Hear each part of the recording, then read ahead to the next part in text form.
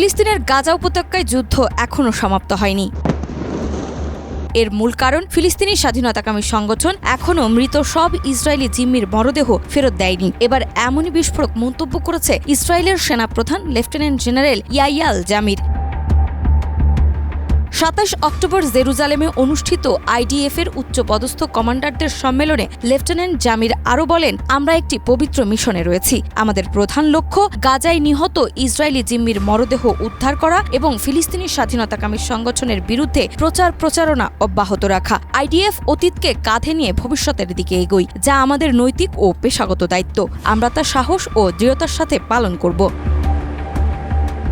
Israel ও ফিলিস্তিনের মধ্যে চলমান সংঘর্ষের সূত্রপাত হয় ২০২৩ সালের ৭ অক্টোবর। সেই থেকে চলমান ২ বছরের সংঘর্ষে গাজায় ৬৭,০০০-এরও বেশি ফিলিস্তিনি নিহত এবং ১,৭০,০০০-এর বেশি আহত হয়েছেন। গত ফেব্রুয়ারিতে যুক্তরাষ্ট্রের প্রেসিডেন্ট ডোনাল্ড ট্রাম্প গাজায় যুদ্ধবিরতি সংক্রান্ত প্রস্তাবনা দেয়। এতে ৩ স্তরের পরিকল্পনা করা হয়েছিল, যার প্রথম ধাপে জীবিত সব ইসরায়েলি জিম্মি ও মৃতদেহ দেহাবশেষ হস্তান্তর করতে বলা হয়। ট্রাম্পের প্রস্তাব অনুযায়ী যুদ্ধবিরতি কার্যকর হয় ১০ অক্টোবর থেকে।